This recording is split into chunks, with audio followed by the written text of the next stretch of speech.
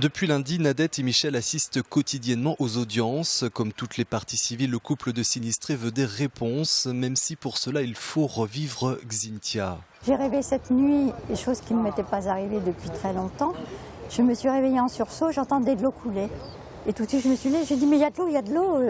Je me suis levée, bon bien sûr, sitôt que j'ai eu les pieds par terre et que je me suis dit non. Mais vraiment j'étais...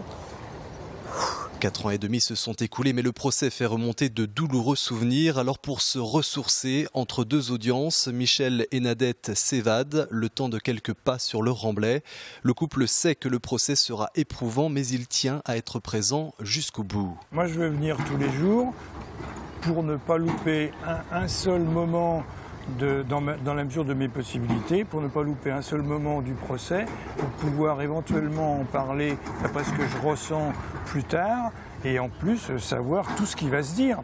Nadette et Michel ont été auditionnés cet après-midi. Christian et Mireille le seront la semaine prochaine et eux aussi sont bien décidés à témoigner. Je viendrai témoigner, oui. Après, je ne sais pas comment on me récupérera, mais je sais que je vais venir, oui.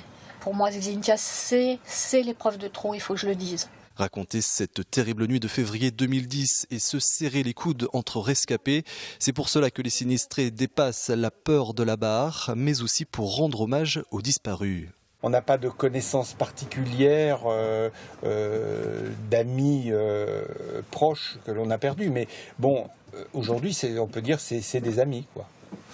C'est là la famille, on s'est fait des amis parmi les gens qui avaient perdu un proche, oui. Et pour assister tous les jours au procès, Christian, Mireille et leur fils séjournent sur place dans leur camping-car.